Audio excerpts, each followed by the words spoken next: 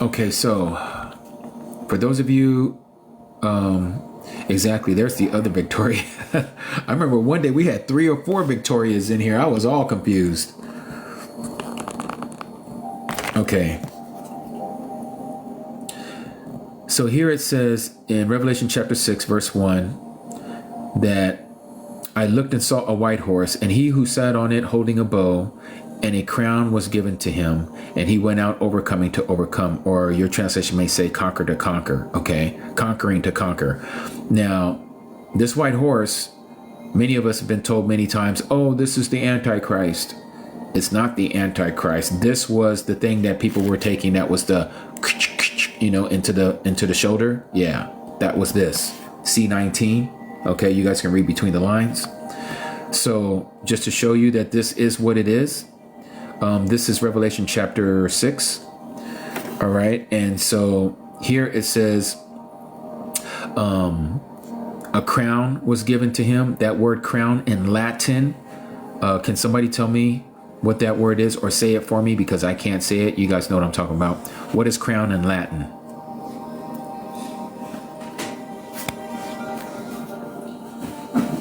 Exactly, Teresa. Exactly, all of you guys. Yep, exactly.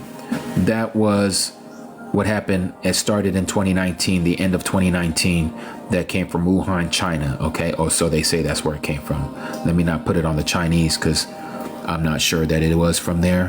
Whichever way it came, it was definitely Yahuwah that allowed that to come about. All right. That was the first seal.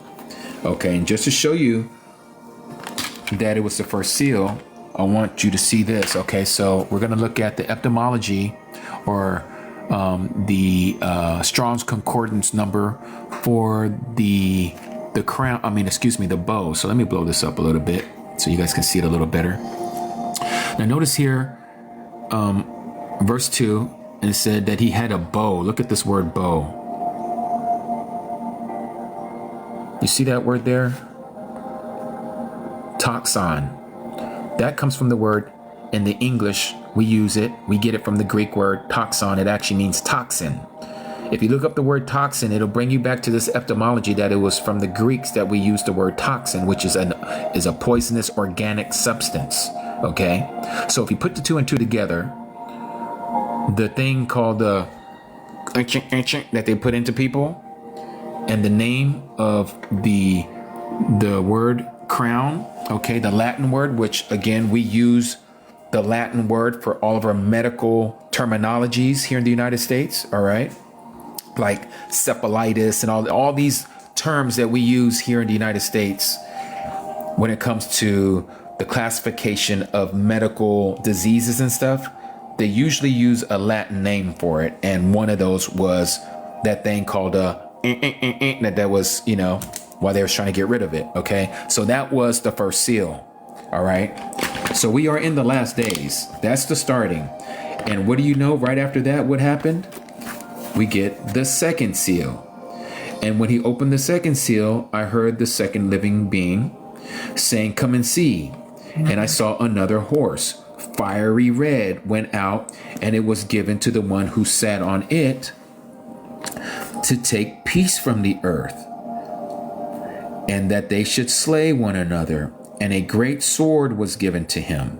So this sword that was given to him is the war. Okay. And they are to slay one another. This has already started. It started in 2022. Okay. So the first seal happened. And right after the first seal, the second seal has been broken.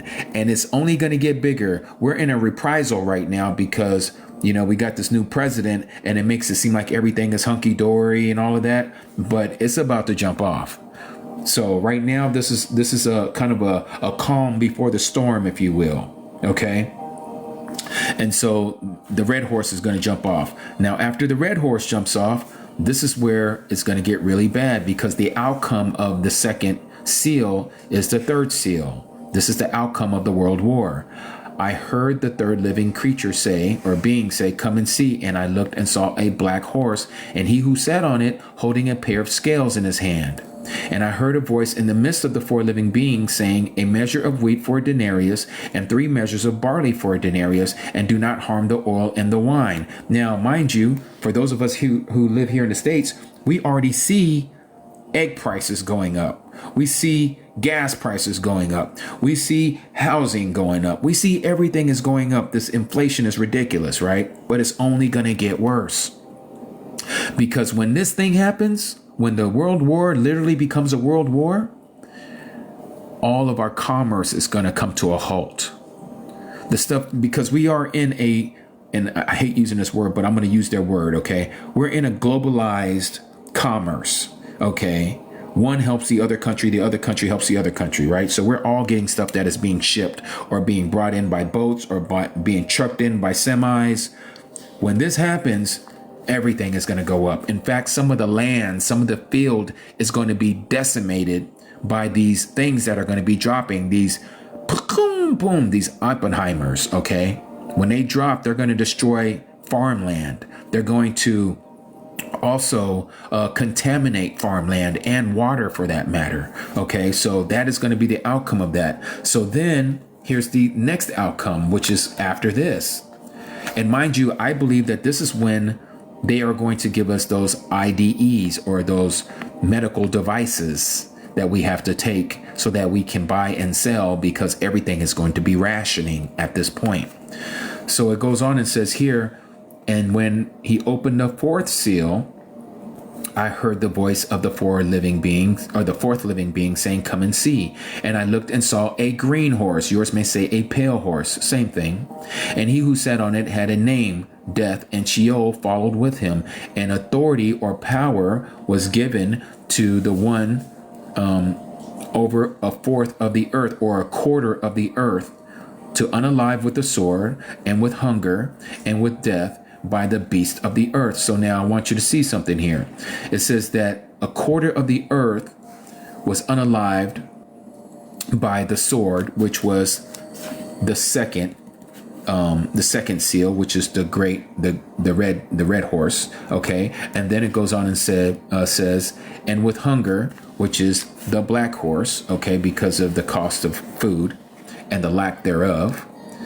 And then it goes on and says, and with death, which is going to be pestilence, that is the first horse, okay, diseases. And then the last one is by the beasts of the earth.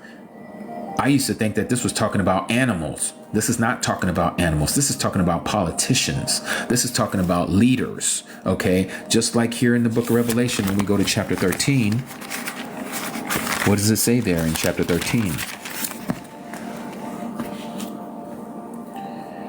And I saw a beast coming up out of the sea, and having 7 heads and 10 horns, and on his horns 10 crowns, and on his heads names of blasphemy. Okay, and it's describing this beast. But it says here, and I saw one of his heads as having been slain to death, and the deadly wound was healed, and all the earth marveled after the beast. Well, this is the anti-Messiah. Okay. And they worship the dragon, which we know is Lucifer, that is the dragon, Satan, who gave authority to the beast. That's the false Messiah, okay, the anti-Messiah. And they worship the beast, saying, who is like the beast, who is able to fight with him, okay? And notice here it says, what? And he opened his mouth and in blasphemies against the mighty one, and blasphemed the name of his tent and those dwelling in the heavens. But see how it says here that he was able to wage war against the set apart ones. Where is it here? I'm looking for it. Oh yeah, here it is. Verse 7. And it was given to him to fight with the set apart ones, that is the saints, the Kadashim, and to overcome them. And authority was given him, that is to this beast, to every tribe and tongue or language and nation. Okay, so when you read Revelation chapter 6, when it's talking about, and they were unalived by these beasts, plural, it's talking about the other politicians along with this anti-Messiah. So they're going to unalive 1/4 of the earth's population in this 4th seal. So let's just do the math for a second, and we're going to use round numbers. Apparently, according to the internet and people, the World Health Organization and all this through the UN Charter, they're saying that there's about 8 billion souls on this earth right now. 8 billion with a B.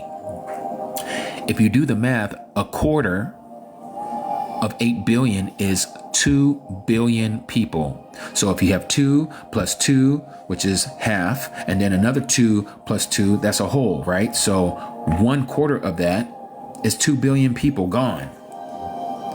Just to put that into perspective, the United States population is only 330 million something plus people. We're talking about 2 billion. Okay? So this means there's going to be mass destruction on this earth, and a lot of people are going to be gone. This is how they're going to bring in this golden age that was just introduced just a few days ago. Okay? I don't want to say too much about that, but you guys know what I'm talking about. This leader was talking about how they're going to bring in the golden age. Well, if you look up the word golden age and put in Lucifer right behind it, you're going to find it on the internet what it's talking about. They're getting ready to bring the Luciferian doctrine to the whole world. This is the anti-Messiah. We are living it, people. We are getting ready to see it literally come to fruition.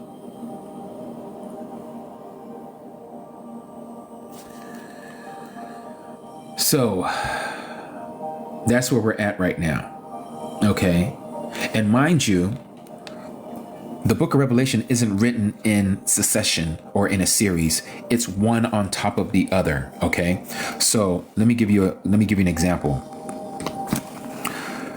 Here at the very beginning of the book of Revelation, we read about these 7 assemblies, right? Which are 7 types of believers. Okay. There's people who claim, and I believe it as well, that there's going to be 2,000 years of the assembly age. Christianity teaches it as the church age, all right? But we know it as the assembly age because we are the assembly. We are the ecclesia in the Greek, all right? Or the called out ones, the kadashim, all right? The set apart ones. There's going to be 2,000 years of history since the Messiah was gone until he comes back, of this time frame called the assembly age. So at the end of the assembly age, this is what happens, which I have termed the first sequence. So it says here, the first sequence as it was done, it says after this, after what? After the assembly age, John, he's an archetype of the assembly of us as a whole, as the body of the Messiah. He saw a door opened up in heaven. Okay. This is after the Great Tribulation. All right. He sees this door open and it says, and he heard what sounds like a trumpet. That is, again, symbolically speaking, the last trumpet or the 7th trumpet. Okay. And it spoke with him, said, come up here. This is the command for us to be taken. This is the rapture. This is at the end of the Great Tribulation. So to show you this, to make sense of it, and we're going to come back to this, let's go to Matthew 24. What does it say here in Matthew 24? Verse 29. And immediately after the distress, your translation will say immediately after the tribulation of those days. Okay, that is the great tribulation of those days. The sun shall be darkened and the moon shall not give its light, and the stars shall fall from the Shama, from the heaven, and the powers of the heavens shall be shaken. And it says, and then the sign of the son of Adam, this is the second coming, shall appear in the heaven. And then all the tribes of the earth shall mourn, and they shall see the son of Adam coming on the clouds of the heaven with power and much esteem. Now notice, and he shall send his angels, his messengers, with the great sound of a trumpet. There's your 7th trumpet. Okay, the last trumpet, which is in 1 Corinthians chapter 15, or the trumpet of Elohim in 1 Thessalonians chapter 4.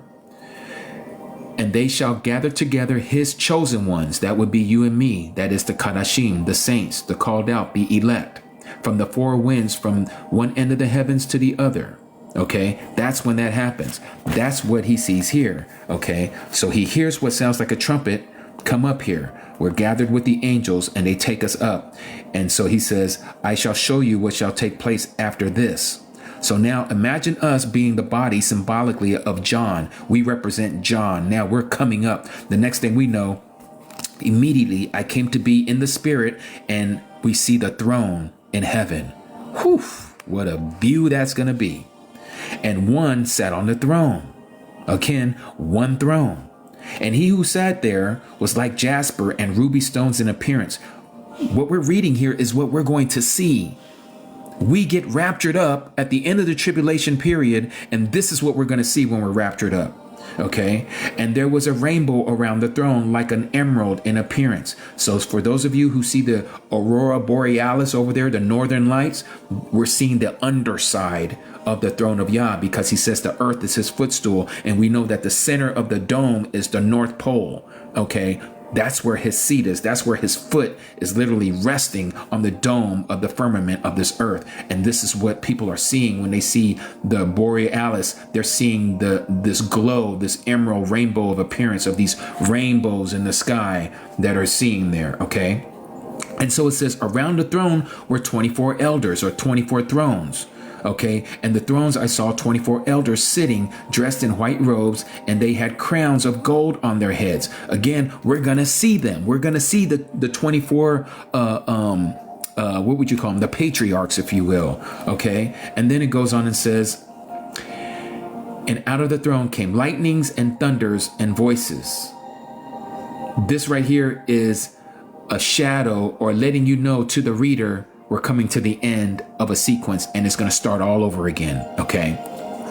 But here it says, and the 7 lamps of fire were burning before the throne. The 7 lamps. What are the 7 lamps? That's the menorah. Well, who's the 7 lamps? He tells us right here who they are. They're burning before the throne. That tells you that we're there, because notice what he says here. The secret of the 7 stars, which you saw in my right hand, these are the 7 golden lampstands. That's the menorah. The 7 stars are the 7 angels or messengers, and the 7 assemblies, and the 7 lampstands which you saw are the 7 assemblies. That's you and me. We are the believers. We're there. Okay. So going back here again, we see that we're before the throne. Okay. The 7 lampstands, or the menorah. And we're burning before the throne, which are the 7 spirits of Elohim. Why? Because the spirit dwells in us. The Ruach HaKadosh dwells in each believer. All right. And so then it goes on and says, and before the throne, there was a sea of glass like crystal. And in the midst of the throne, around the throne, were 4 living beings covered with eyes in front and in back. And the first living creature or being was like a lion. And it goes on and it shows these 4 living creatures what they look like. And then it says this. And it says, and the 4 living beings, each having 6 wings, were covered with eyes around and within, and they do not cease day or night, saying, set apart, set apart, set apart, Yahuwah Al Shaddai, that is the Almighty, who was and who is coming. Okay, this is the son of Adam. This is the Messiah. Okay, these 4 living beings are praising and worshiping before him. We're going to hear this when we get up there. And when the living beings give esteem and respect and thanks to him who sits on the throne, who lives forever and ever, then the 24 elders do the same thing. They fall down before him who sits on the throne and bow before him who lives forever and ever. And they cast their crowns before the throne, saying, you are worthy, O Yahuwah, to receive esteem and respect and power, for you have created all and were created. Okay.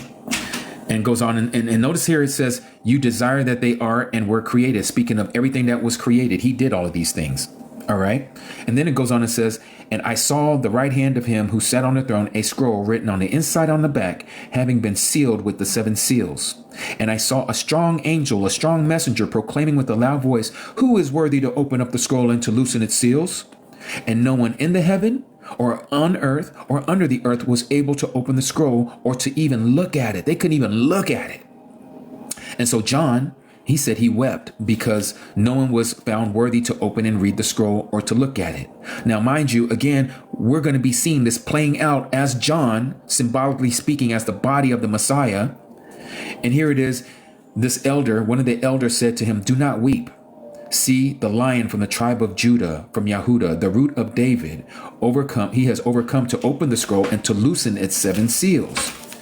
And I looked and saw in the midst of the throne, again, one throne, and the four living beings, and in the midst of the elders, a lamb standing, having been slain, having 7 horns and 7 eyes, which are the 7 spirits of Elohim sent out into all the earth.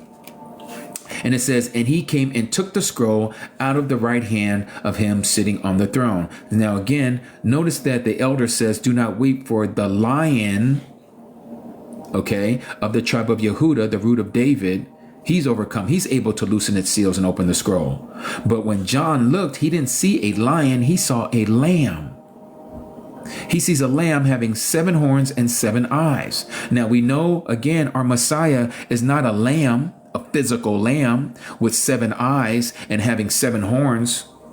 This is metaphorically speaking, this is symbolic of our Messiah, the perfect lamb, hence the number 7. Okay, he sees perfectly, and he is the perfect lamb without any spot or wrinkle. And so it says that the lamb came and took the scroll out of the right hand of him who sits on the throne. And when he took the scroll, it says that the 4 living beings and the 24 elders fell down before the Lamb, each holding a harp and golden bowls filled with the incense, which is the prayer of the set apart ones. Now we are part of this. They have our prayers along with everything that they're getting ready to do. And they sang a renewed song. We're all singing to him. We're all singing to the Lamb representing our Messiah. Okay? We sang this renewed song saying, you are worthy to take the scroll and to open its seals, because you were slain and have redeemed us to Elohim by your blood out of every tribe and tongue, and which is all languages and people and nations of all ethnicities. Okay, that word there, nation, is ethnos, which is ethnicities, and have made us kings and priests to our mighty one. And we shall reign upon the earth. Who's going to reign with him on the earth? Let me show you. Let's skip to the end of the book real quick and come back. Just so you know that we have come to the end. This is the resurrection has just happened. Okay, Revelation chapter 20, verse 4. And I saw thrones, and they who sat on them, and judgment was given to them, meaning us, the saints, and the lives of those who had been beheaded. When do we get beheaded? During the Great Tribulation, because of the witness, that is the testimony that we bore of Yahusha, the Messiah, and because of the word of Elohim, which is the Old Testament, because we kept his commandments, and who did not worship the beast nor his image, and did not receive the mark upon their foreheads or upon their hands, and they lived and reigned as kings with the Messiah for 1,000 years. Okay, so this is why I'm telling you, the book of Revelation is written in layers. So you're going to see it get ready to start over here in a second. So here we see that we are before him. He has made us kings and priests, and we are worshiping him at his feet. We have been translated. We have been raptured. We have been brought up out of the ground. For those of us who might have been unalived and beheaded, we are now resurrected. This is the first resurrection. And so it says here, and I looked and I heard the voice of many angels around the throne and the living beings and the elders. And the number of them was thousands of thousands upon thousands of thousands, saying with a loud voice, worthy is the Lamb, having been slain, to receive power and riches and wisdom and strength and respect and esteem and baruching or barakah. And every creature in the heaven and on the earth and under the earth, and such are in the sea, and all that are in them, I heard them saying, to him sitting on the throne and to the Lamb be barakah, or blessing and respect and esteem and might forever and ever. And the 4 living creatures or beings said, so be it. And the 24 elders fell down and bowed before him who lives forever and ever. All right, so this is the end of what we know as the first sequence. Then it starts over. Now it's going to tell you what happened that brought us to this point. So now we just spoke about these seals. Where we're at right now, we're at the 2nd seal. Now, once all this happens and we get to the 6th seal, notice what it says here. Mind you, we're being unalived here in the 5th seal for what we believe in our testimony. Praise Yahuwah. But the 6th seal says, and I looked when he opened the 6th seal and saw a great earthquake came to be, The sun became black as sackcloth of hair, and the moon became blood, and the stars of the heavens fell to the earth, and the fig tree drops its unripened figs, as it drops its unripened figs, being shaken by a strong wind, and the heaven departed like a scroll being rolled up, and every mountain and island was moved out of its place. This is the second coming. The great tribulation is over. And the kings of the earth, and the great ones, and the rich ones, and the commanders, and the mighty, and the slaves, and every free one, hid themselves in the caves and in the rocks of the mountains, and said to the mountains and the rocks, fall on us and hide us from the face of him sitting on the throne, and from the wrath of Elohim, or the wrath of the Lamb, because the great day of his wrath has come, and who is able to stand. Now, this part here tells you what's getting ready to happen. But if you don't know it, you just continue to read and you don't realize what is being told to you. This is the end of the Great Tribulation. Just to give you proof, remember, what does it say here? It says, when he opened up the sixth seal, there was a great earthquake, right? That's number one. The next thing it says that the sun became black as sackcloth of hair. The moon became as blood, and the stars fell from heaven. This right here is exactly what we read again in Matthew chapter 24. Take you back over there again. I should have had my bookmarker there so it'd be quicker. Immediately after the distress, yours will say tribulation of those days, the sun shall be darkened, and the moon shall not give its light, and the stars shall fall from heaven, and the powers of the heavens shall be shaken. And then the sign of the Son of Adam shall appear in the heavens. See, so it's filling in the blank what we're not reading or being told here. But if you understand what you're reading, then you'll see here in the sixth seal, again, there's a great earthquake. The sun became black as sackcloth, because it's only going to happen once.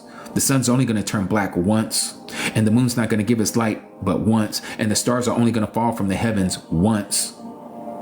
This is the great earthquake. This is why it says every mountain and island was moved out of its place. That's that great earthquake. Okay, everything was shaken. You guys see that? Can you notice that? And so once that happens, we see that this great day of his wrath has come, and who is able to stand? Well, we're not going to be here during this time, because we're taken up before this happens. Okay? What I mean by before this happens, I'm talking about before his wrath commences upon this earth. We're going to see all of this, because everything's going to go dark. Because remember what we read here in Matthew 24, immediately after distress or the tribulation of those days, all this is going to happen. And then later we see that there's a sign of the Son of Adam coming in the clouds. And then there's going to be a great sound of the trumpet. And then he's going to come and get us. Okay, the angels are going to gather us together. This is the same thing that we read here in Revelation chapter 14. Let me back up here. Again, these are layers. And I'm going ahead of myself, but I want you to see how many times that this story is told to us. And it says here, and I looked and saw a white cloud. And sitting on the cloud was one like the son of Adam. This is the rapture. This is what's getting ready to happen. Having on his head a golden crown, and in his hand a sharp sickle. And another messenger or another angel came from the dwelling place or from the temple, crying out with a loud voice to the one sitting on the cloud, send your sickle and reap, because the hour has come for you to reap, because the harvest of the earth is ripe. This is when the wheat is harvested. We are the wheat, not the tares. And the one sitting on the cloud thrusted in his sickle to the earth, and the earth was reaped. This is when we're taken. This is the first resurrection. Notice the second reaping that happens. This is when we come back. It says, and another messenger came out of the dwelling place, which is in the heaven, and he too had a sharp sickle. And another messenger came out from the slaughter place, having authority over the fire, and he cried with a loud cry, having a sharp sickle, saying, send in your sharp sickle and gather the clusters of the vine of the earth, because her grapes are ripe. Notice what it says here. And the messenger thrusted in his sickle into the earth and gathered the vine of the earth and threw it into the great winepress of the wrath. There's the key word of Elohim. We're not here for that. That's the wrath of Elohim. So when we read this in Revelation chapter 6, where it says, because of the great day of his wrath has come, who is able to stand? We're not here for that. We have not been called to be a part of that wrath. What is that wrath? I'm glad you asked. It's right here, Revelation 16. It's called the seven bowl judgments. And it says here,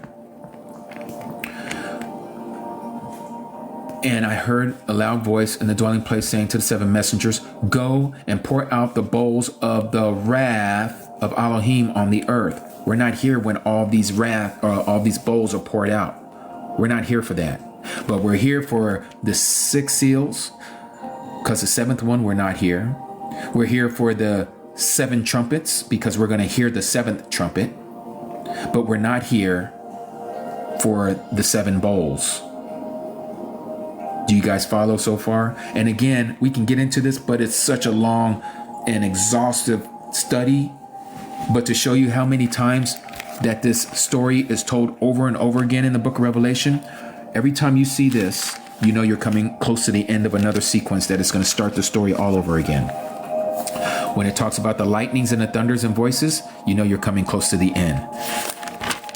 You'll read it again here. And there were noises and thunders and lightnings and earthquakes. You come to the end again, okay? Because then we start the trumpet. The trumpet, it starts all over again. Now it's telling you from another angle what is getting ready to transpire here on the earth. And then we read it again right here. This is at the end of the 7th trumpet, because we know what the 7th trumpet is. It's the last trumpet. Okay, the last trumpet that Paul talks about in 1 Corinthians chapter 15. Notice what it says here. Because the last trumpet is the resurrection, okay, which there's only 7 trumpets. And so this would be the last trumpet. And it says, and the 7th messenger or the 7th angel sounded, and there came to be loud voices in the heaven, saying, the kingdom of this world has become the kingdom of our master and of his Messiah, and he shall reign forever and ever. And the 24 elders sitting before Elohim on their thrones fell on their faces and worshiped him. This is the same thing that we just read in Revelation chapter 5, when the 24 elders casted their crowns before his feet, who sat upon the throne, who lives forever and ever. And now we're told what they say here.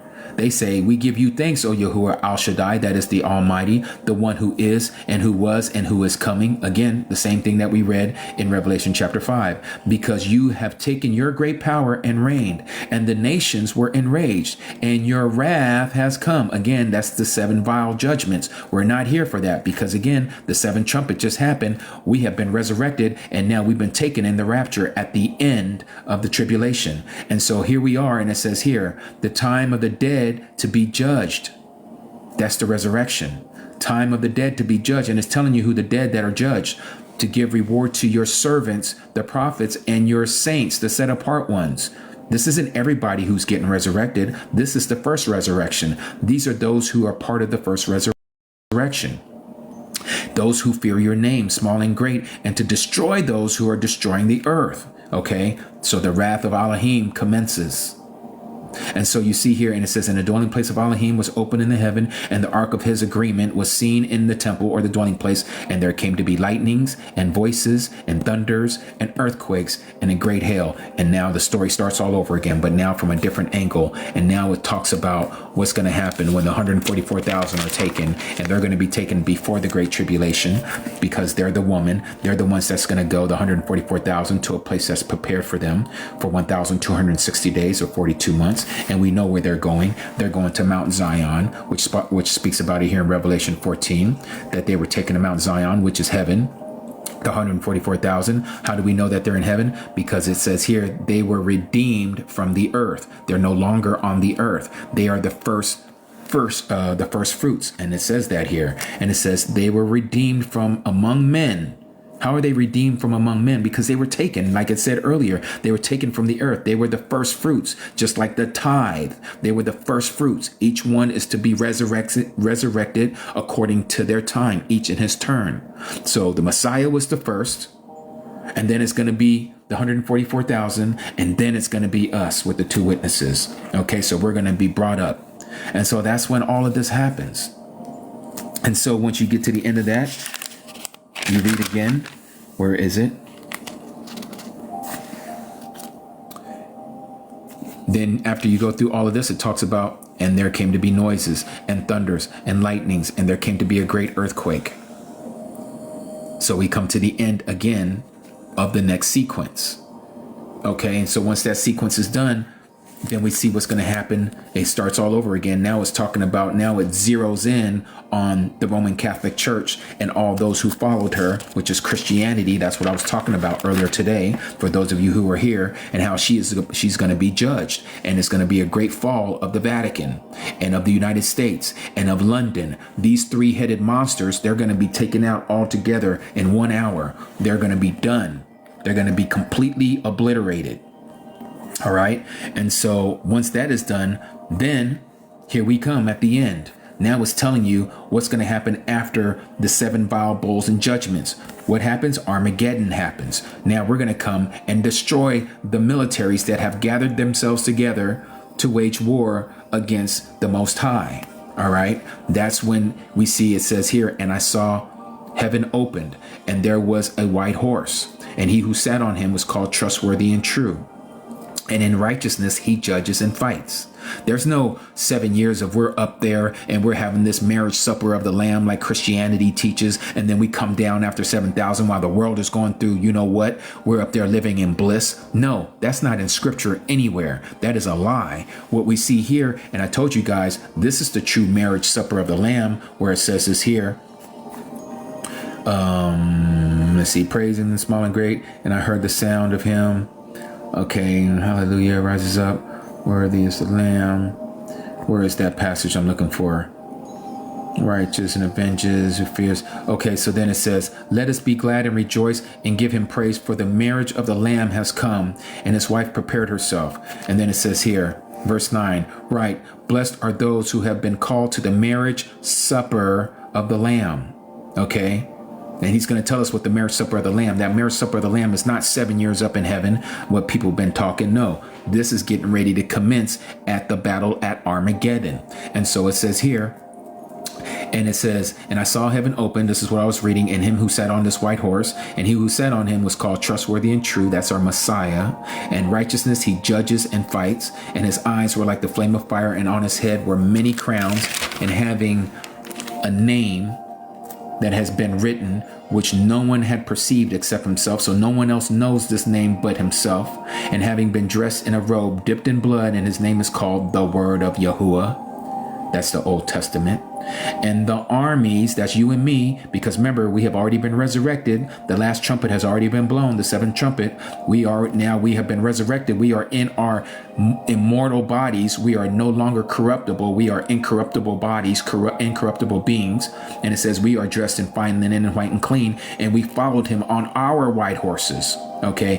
And again, this is symbolic of some type of vehicle that we're going to be flying in. Okay. And it says, so the armies of the heavens, we are dressed in this fine linen. And it says, and out of his mouth goes a sharp sword.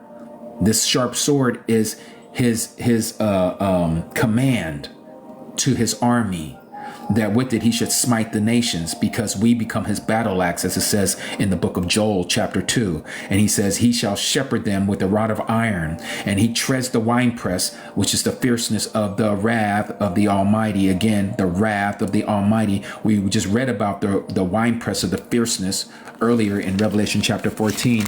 Just to remind you guys, let's go back there for a second. Remember this other sickle that was thrusted, and it says, send in your sharp sickle and gather the clusters of the vine of the earth, because her grapes are ripe. And so he sent in his sharp sickle, he thrusted it in, and it says, and he threw it into the great winepress of the wrath of Elohim. And the winepress was trodden outside the city, and the blood came up to the winepress, up to the bridle of a horse's mouth. All right, which is 1,600 stadia. This is about 300 miles of nothing but blood as far as the eye can see, because this is the battle at Armageddon, because they are getting ready to wage war against our Messiah and against the saints.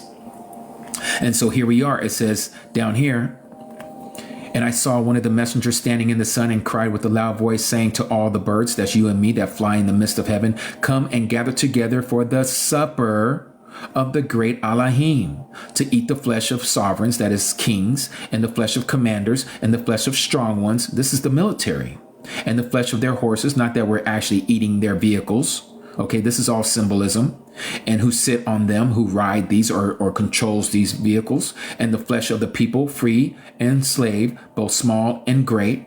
And I saw the beast and the sovereigns of the earth and their armies gathered together to fight him who sat on horses and his army. That's you and I. So this is the battle at Armageddon. This is when this commences. Okay. And so it says that, and the beast was seized, and him with him the false prophet. So the anti-Messiah and the false prophet are both caught up together, and they're caught. But it says also they led the whole world astray by this mark of the beast and those who worshipped his image. But these two, before anybody else, they are the first ones to be thrown into the lake of fire. They're in there 1,000 years before anybody else goes. They're in there already burning. All right. They're not there right now, but I'm saying when this happens, they will be. Okay. So then it says, and the rest were unalive with the sword, which came from the mouth of him who sat on the horse, and all the birds were filled with their flesh. Again, that's you and me. We are going to be filled to our belly, to our satisfaction, to unalive all these people. And so this commences and goes with the book of Joel. So let me read the book of Joel for you real quick. Chapter 2. Where is Joel? I'm looking for my tab here. Are you guys getting this? Can you understand what I'm talking about? Or am I just losing many of you with what I'm talking about here? Let me get some feedback. Okay, so you guys are following. All right. So now notice here. Blow a shofar in Zion, sound an alarm in my set apart mountain, that is in his kingdom. This is in heaven, not here on earth. In his set apart, it's in Zion. This is in heaven. And it says here, let all the inhabitants of the earth tremble, for the day of Yahuwah is coming, for it is near, a day of darkness and gloom, a day of cloud and thick darkness, like the morning clouds spread over the mountains. A people many and strong, that's you and me, like of whom has never been, nor shall be ever again after them, to the years of many generations. It's talking about us living forever. Okay, we are immortal. And then it goes on and says, ahead of them a fire has consumed, and behind them a flame burns. Before them the land looks like the Garden of Eden, but behind them a desert waste, and from them there is no escape. You see that? You talking about X-Men? You want to think about any of these Marvel comic movies? Ain't got nothing on us. Ain't got nothing on us. This is real. This ain't no Hollywood fairy tale. Their appearance is like the appearance of horses. The white horses that we read about in Revelation 19 is the same thing here. And they run like steeds. As the noises of chariots, they leap over mountains. As noise of the flaming fire consuming stubble. As a mighty people set in battle array. Again, that's you and me. Before them, the peoples are in anguish. All faces become flushed. They're like in shock. Who are these people? What are they about to do? Man, we about to annihilate these people. They run like mighty men, like they climb the walls like men of battle. Everyone goes on his way, and they do not break ranks, and they do not press one another. Everyone goes in his path. They fall amongst the weapons, but they do not stop, meaning that we're invincible. We might get hit with some kind of weapon, but it don't stop us. We're superhuman. They rush on the city. They run on the wall. They climb into the houses. They enter and at the windows like a thief. The earth shall tremble before them. The heavens shall shake. The sun and the moon shall be darkened, and the stars withdraw their brightness. Here's the second coming. And Yahuwah shall give forth his voice before his army. Revelation chapter 19, verse 11. And his camp is very great. The mighty is doer of his word. For the day of Yahuwah is great and very awesome. And who does bear it? Who does bear it? This is us. Can you feel it? Can you feel it? It's, man, I get hyped when I start talking about this, but it's going to be total annihilation. And this is why it says in the book of Jude. Let me take you there. Enoch prophesied about us. What does it say there? Verse 14. And Hanok, the seventh from Adam, also prophesied about thee, saying, see, Yahuwah comes with myriads, that is, thousands of his set apart ones, with his saints, to execute judgment on all, to punish all who are wicked among them, concerning all their wicked works which they have committed in a wicked way, and concerning all their harsh words which wicked sinners have spoken against him. Again, speaking of us. We are the set apart ones. We're the ones coming to battle. We're the ones who are going to destroy all these people. It says this again. Let's go into the book of Daniel.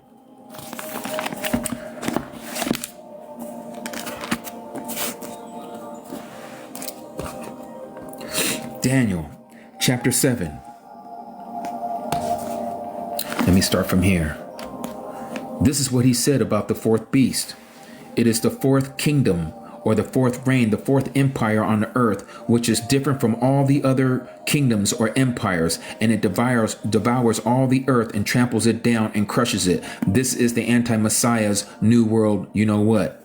And it says, and the 10 horns are the 10 kings. These are the 10 beasts from this kingdom. They shall rise, and another shall rise after them. That is the anti-Messiah. And it is different from the first ones. And it humbles, or he throws down 3 of the kings. And it says, and he speaks words against the Most High, and it wears out the set apart ones. He's going to wage war against the saints of the Most High. This is during the Great Tribulation. And it intends to change the appointed times in the law, and they are given into his hand for time, times, and half a time, or 1,260 days, or 3.5 years, or 42 months. But notice what it says here. But then the judgment shall sit, and they shall take away its rule, that's you and me, to cut off and to destroy unto the end. And the reign and the rulership and the greatness of all the kingdoms are under the heavens shall be given to the people, that's you and me, the set apart ones of the Most High. His reign, or his kingdom, is an everlasting kingdom, and all rulership shall serve and obey him. That's us, the Kadashim, the Natsarim. We're going to be, we're going to tear it up. Because Yahuwah is going to give it into our hands. He is going to allow us to wage war against all of these people who have been laughing at us and mocking at us. Because at that point, Yah is going to allow us to have the avenge. Avenge is mine, saith Yahuwah. He's going to avenge. He's going to revenge. But guess what he does? He gives it into our hand. We shall rule with a rod of iron. Isn't that what he said in Revelation chapter 3? Yes, he did. Yes, he did. And so there's many of this. There's many of this. And when you start looking into this matter, you start to see that Yahuwah is going to allow us to be his battle axe. We are his military. And again, this is just like what happened when they went into the promised land. That was a foreshadow, a smaller story of a larger story that is going to happen in the future. What was the name of the one who took them in? It wasn't Moses. It was Moses' apprentice. And what was Moses' apprentice name? Joshua. What's the real name in Hebrew? Yahusha. And what did Yahusha do? Well, let's go there. Let's go to the book of Joshua.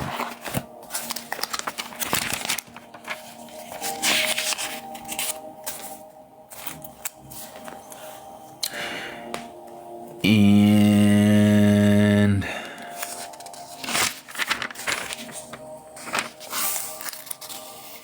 I'm looking for the passage right now. Hold on a second, you guys.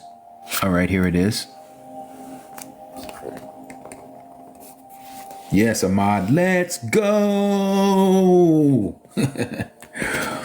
And Jericho was shut up tight because of the presence of the sons of Yasharal, none going out and none coming in. They scared, right? And Yahuwah said to Yahusha, see, I have given Jericho and its sovereign, its kings, and the mighty brave men into your hand. You hear that, Yasharal? Do you hear that? Those of you who are native born and those of you who have been grafted in. And you shall go around the city, all the men of battle going around the city once. Do this for 6 days. And let 7 priests bear the 7 shafarots, which is the shofars of the Yobalim, that is the ram's horn, before the ark. And on the 7th day, notice on the 7th day, that's when the millennial reign is going to kick in, symbolically speaking. Go around the city 7 times while the priests blow with the shofarot. And we just read that in Joel chapter 2. Blow the shofar in the mount of Yahuwah in Zion. And it shall be when they make a long blast with the horn of the Yobal. And when you hear the after the ark going on and blowing with the shafarat. Whoo-wee, man. I'm telling you, in the land, we're in our captivity.